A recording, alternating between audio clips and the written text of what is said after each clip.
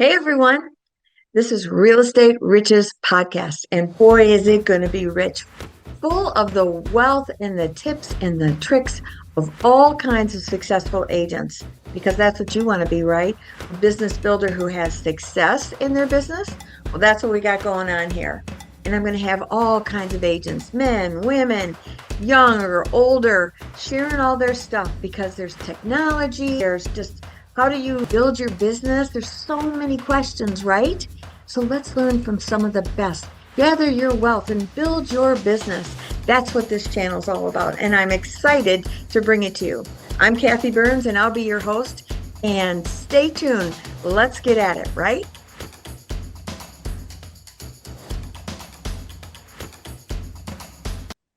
Hey, welcome everybody here to Real Estate Riches. I'm so excited to have Kerri Pearce here today because she is a solo agent who just rocketed in her career right off the bat. And it is a second career for her, much like me. So I wanted to bring her on, have her share her nuggets with all of you, and I'm excited to hear her story. So let's get going.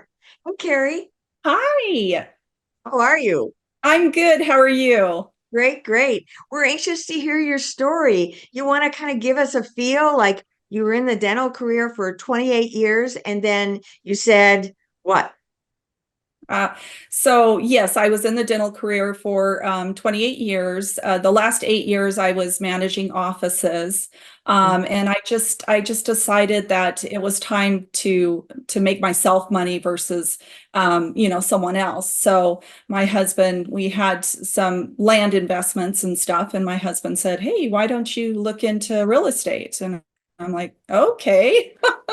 So at 48 years old, I received my license, and I started off on a team with Keller Williams, and I was on that team for about a year and a half. And then I actually switched teams and went to another team in Keller Williams as well, with the Hassel team, and realized that within three months, I wasn't even utilizing their leads. So I decided to go ahead and go on my own. And so Yeah, I'm now an independent agent, a real estate career, sorry. I've been in real estate for 8 years now. 8 years now. So, and the reason that you decided to join a team was so that you kind of get a lay of the land, or what were you thinking when you wanted to do that? Correct. It was something so new to me, that I had no idea what I was doing and how I was going to do it. So Yeah. the best thing that I saw, and of course they were friends of mine too, was to join a team. They and real utilize what they can give you and offer you, which is a Mhm. lot of experience, training. Of course, the leads were wonderful too. So. Yeah. I tell new agents all the time, if you're just starting this career, it's so easy to get a license. Well, it's not that easy, but it's easy and it's cheap. And everyone thinks that we all make so much money and we've got all these schedules that we can just dive around instead of just being buried like we become, right? Right. And I tell new agents that I think it's very important to join a team. First of all, just to get the lay of the land. You want to ideally leads. You want someone watching over your paperwork. You want someone telling you, well, how do you even do a listing appointment? How do you even go show buyers? How do you even go into showing time to figure out how to lay out all your appointments? Exactly. It's sometimes it's the little things that really make a difference, don't you think? Yes, I do agree. Yeah. I had no idea, the computer systems, how to get leads or how to work the leads. So it was definitely having that experience behind you, and somebody leading you was amazing. So. Yeah. And also, usually on a team, they have someone helping you with the paperwork or you turn it in. It depends. Every team's a little bit different. Correct. Yeah. And so we had a transaction coordinator. Hmm. Once we got the buyers, or, got a listing, then it was handed over to the transaction coordinator, and then they kind of took over after that. So, Right. And yeah. now that you're a solo agent, that's all on you. And do you have an assistant or a VA? It is all on me, other than I do have a transaction coordinator, which is amazing. Oh, She is a real estate, she still is a real estate agent that mm-hmm. retired. So she does all my paperwork. Diane Noyce, Great. she's absolutely amazing. She keeps my paperwork in order. And so Yeah, that I have time to go, work with the clients and get more deals in right. escrow. So, Now, I um, know that you set some records and got some accolades for really high performance out there. What did you do different that made you rock it so much? You know, it's hard. I've never bought leads. I do this strictly on referral basis. I was born and raised here in Kingman, so definitely that was a factor in my ability to have so many clients. Uh, Connections? yeah, exactly. Hmm. So then there's the referrals from the referrals and so on and so Yes. forth. And So what did you do to nurture those people? How did they even know that you got into real estate? How did you nurture it? Because you mentioned to me, if CRM is challenging to you, you use sticky notes. I can totally relate to this. And but how did you stay connected? How did you get those referrals? Were you doing it on social media or something? no, just mostly by word of mouth. Hmm. I don't do, big posts on social media. Occasionally I do. But it's not like a daily Wow. thing that I do. It's a lot of just keeping in touch and contact. I think communication is key Hmm. when working with clients and past clients. And I've just have a good rapport with my buyers or sellers, and they remember me, and then they refer. So So that's do been you like call out to them like on a are you touching base like 2 or 3 times a year? What's anything special you're doing? not necessarily. I definitely feel that I need to be better at that. Hmm. I think that my connection with people, I'm definitely a people person, and can relate and communicate and become close to them very quickly. And Hmm. so I think that's a big part of it. And they remember me, and they know that I was that person that really took care of them. Hmm. And that's a big thing. I definitely go above and beyond. I've gone and I've cleaned out houses for clients, and Wow. I've got my husband, he'll go and fix something real quick, and so I just think that it's more that than anything. Is Kingman, that's in Arizona, right? Yes, it is. Yeah. Um, Is it a small town? It's a small town. I believe we're like about 36,000. I Okay. do all of Mojave County. So we've got Lake Havasu City, Bullhead City, Golden Hmm. Valley, and then Kingman. And so I work, but mostly I work in the Hmm. Hmm. Kingman. So. Well, what I was thinking, since you're not doing that much social media, it must be a small town feel where everybody's connected and you've made a point to be connected with people. Does that sound right? Yeah, somewhat. I just think that my success has been being able to communicate with people and become, I guess it's almost like you become friends, and you have to do that very quickly. I'm Yes. just, I guess I have that knack maybe. Hmm. But and it's genuine. Yeah. I'm just me. I'm not anything else. I'm just me. You're just a regular gal. Tell That's me, it. I had a note that you had some award to the Tom Ferry organization. Were you using coaching with them? No, no. I received in 2022, I received the Keller Williams Southwest Regional Mm, #1 in units sold. So in wow. 2022, I sold 129 properties. Get out of And here. That's incredible. yeah. And then last year, 2023, I was about 112. So Wow. So even though a tough year last year, were they cash? Were they investors? um What was your it's price point? I do a lot of land as well. Mm, Right now I have about 85 listings, land listings. Um, geez. in just this month alone, I've got 19 listings, brand new listings, Wow. 23 pending, and I've sold 9 this month. So So I are you do have. kind of known as a land agent? Is that your niche? Not necessarily. I Wow. don't know what is. I do have a couple of great investors Oh, that okay. are the majority of my listings are from the investors. Hmm. I do have a lot of land listing or homes as well, but Hmm. mostly land. Well, it almost sounds like you dominate an area there. Do you? There's a couple of us out here in this area that kind of Yeah. dominate the land. I definitely am high up in that domination Yeah. of the land. But yeah, it's just I don't know how, honestly, some days I just don't know how I do it. I just do. Right.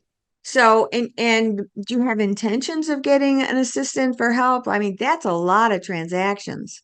No, like I said, I have Diane that does it. That does a lot of. She just actually took over doing my land listings and paperwork.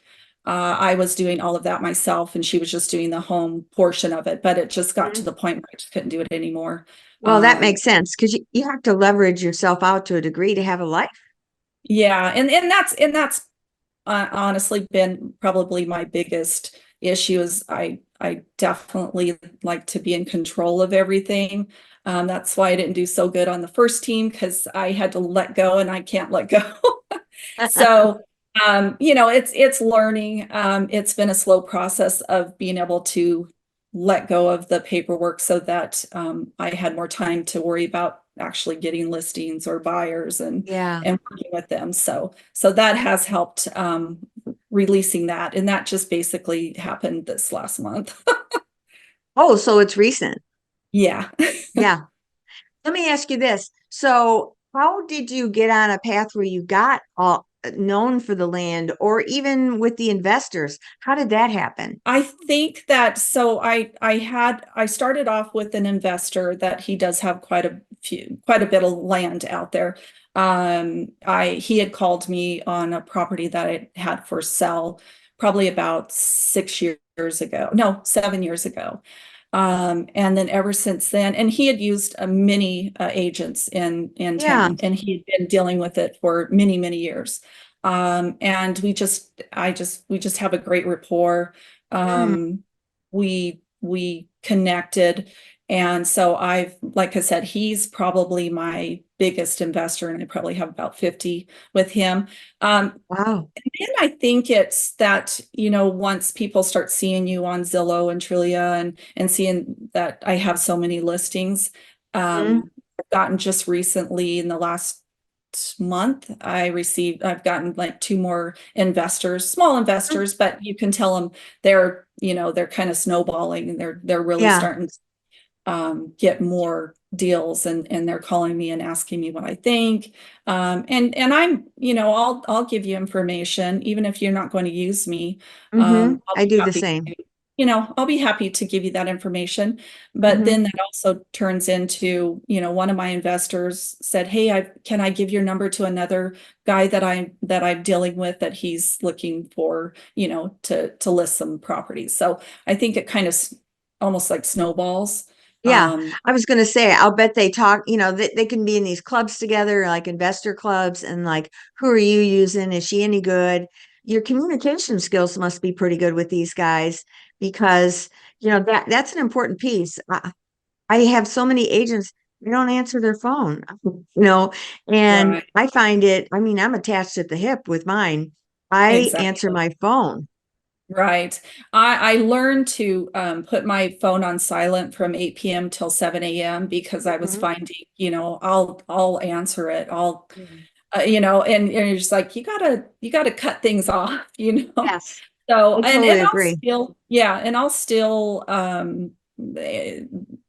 text someone if I happen to see it, or Hmm. emails, I'll take care of it. Yeah. I think that's my biggest thing is I start at probably about 5:30 in the morning, and I think I get more work done between 5:30 and 8 than all day long, because I'm Yeah. able to focus, get what I need to do done. And then once it's 8:30, 9 o'clock, that phone's ringing and you're going. So Yeah. It doesn't stop. I know yeah. I got a call. We were on vacation and I was with my daughter and it was like 10 o'clock at night. Had a few drinks and I go to answer it. She goes, what are you doing? I said, well, it's my client. And she goes, boundaries, mom, boundaries. Yeah, And I I know my thought, children say that. boy, that's really right. It really was a good lesson for me because Right. I had clients call me at 1 o'clock in the morning. Now it's a do not disturb is on my phone. Exactly. Yeah. They're up. My kids say the same thing. They're like, "Mom, you've got to stop." And I'm like, but it's just like I tell you, I do my best deals sitting on the beach, Mhm. in Mexico, with a margarita in my hand. It's Right? just you just do. And Mhm. I guess I've learned to multitask very well. Yeah, yeah. How do you feel about tech in your business going forward? Is it an important piece that you see or not an important piece for you? I think that it is an important piece. I'm really trying, I should say, to get myself out there more on social media for my business, because like you Mhm. said, I mean, there's been some people that said, "Oh, I didn't even know you're in real estate." Mm, I've been there 8 years, so I have tried to do a little bit better with that. Advertising, I definitely have learned to get my listings out there, and myself. mhm. So I'm trying. I Yeah. haven't used AI. I see a lot of people using AI for their listing descriptions and everything, and I'm looking at it. I'm like, that's AI. That's AI. Mhm. Um, uh, I feel like you got to be personable with your listings, and that's so I don't know if I could ever get myself to work with the AI. So Um, I'm really glad you shared that because there's a whole way to work with like ChatGPT's AI because AI is here to stay and it is going to I, consume our whole world. Now, you can get very boring, stiff presentations like that for a listing presentation description, or you can get incredible ones. It all starts with the prompt that you have to tell AI who it is. It doesn't know who it is till you explain it. For example, I would prep my AI in that situation and I would say, you are an expert writer and you know everything about the area of whatever, let's say the town was Kingsman, Arizona, and this is a neighborhood in that neighborhood. I want you to go into the internet because I instructed to go into the internet, research that neighborhood, and now here are the components of this home, and write me an empowering description that's going to entice somebody to really look at this home with a call to action in it. Now that's just the description, right? I don't need to say this got 3 bedrooms, 4 bedrooms. I really need to talk about the feel of it. What's this house going to feel like? Because that's what's empowering, right? So right. now, and I may get a description back and I'll say, nah, I didn't like that. I want you to change, come from a more like sometimes it's a little too stiff. Soften it up, be a little lighter, then it'll rewrite it.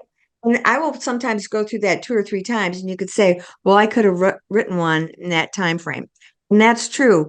But what your particular chat is doing is learning you. And it will get better and better. And the beauty of it is you've got these envelopes on the side if you get Chat GPT 4, which you pay for. It's only $20 a month. And so worth it. And I have the app on my phone. I use this. I'm a machine with it. I teach on it because Oh, it's so powerful. And that's just one little baby thing that you can do within your business.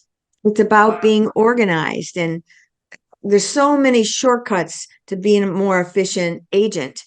And I Right. do have another YouTube channel, Tech Savvy Realty Solutions. And you can go over there and learn all kinds of tools that are to Awesome. capture clients.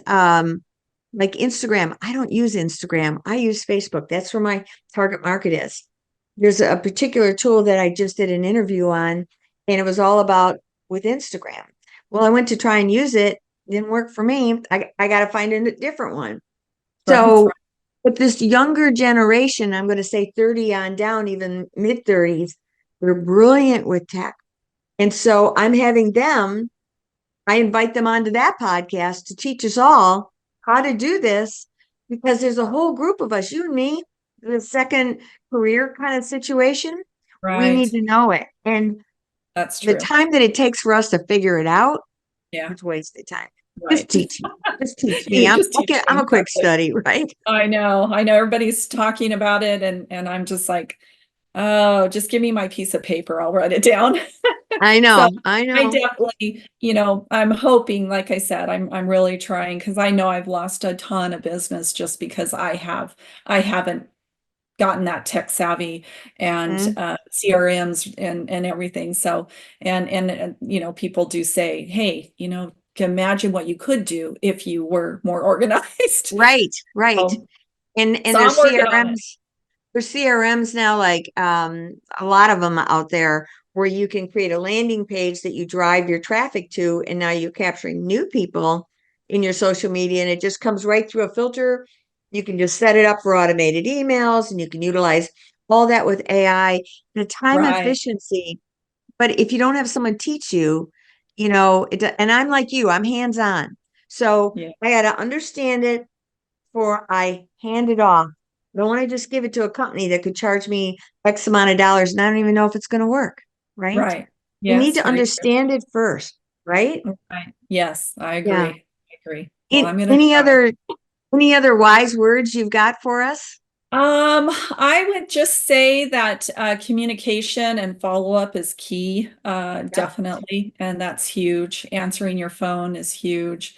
I did get to the point, I think, where I was getting so burned out that I was like, I'd see my phone ring and it was almost like, oh gosh, my phone's ringing. And so I've definitely switched gears this year. And when that phone rings, I'm answering it unless it says spam across it. Yep. Um, Yep. I've gotten some really good deals this last couple of weeks because I did answer my phone. Yeah. And you have to be there for your clients, and I that's totally huge. agree. So, Absolutely. and also maybe a tip for someone who's starting a second career. Did you have any fear about it? Did you feel comfortable when you were diving into this? What were your thoughts as like starting a second career? At 48, at 50, it's huge because you feel like that's where you should be, like peaking and then, oh, hey, it's time to get ready for retirement, I Yeah. guess. And so it was a little tough. I mean, thank God I had a wonderful husband that has a great career himself. Mhm. So Mhm. the money wasn't an object as much as it was the fear of being at my age trying to do another career. Yeah. Yeah. So I think I got into it just as, hey, this is going to be fun. And not that oh my gosh, where's my first deal? Where's my first deal? So I Right. think that was the difference for me. I wasn't having to worry about it. Mhm. So it just became natural. Like I said, I got on a number one team and we just skyrocketed from the beginning. So Yeah.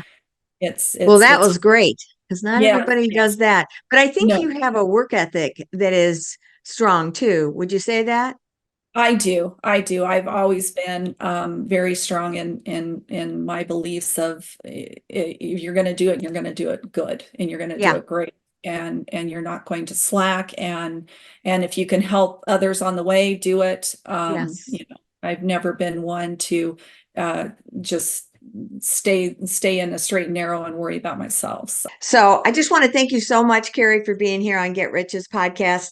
And it's been so invaluable to learn your story, hear how you're doing it, because everybody's different. And somebody got a nugget out of this. I just know at least one, maybe more. And that's our goal. So thanks again for being here with us. Thank you. Thank you so much for inviting me. I really appreciate it. Great. Thanks so much. Thanks. So thanks for joining me on this episode of Real Estate Riches. Wasn't that great? I'm sure you got a nugget or two. I know I did. So if you liked it, please subscribe below, share it with everybody, make some comments. We really find that invaluable. And if you're thinking that you would love to talk about this a little bit more, let's schedule a business strategy call. I'll have the link below. And let's see if we can't mastermind together and see if we can empower each other. That would be great. So until next time, signing off. Hope to see you on the next one.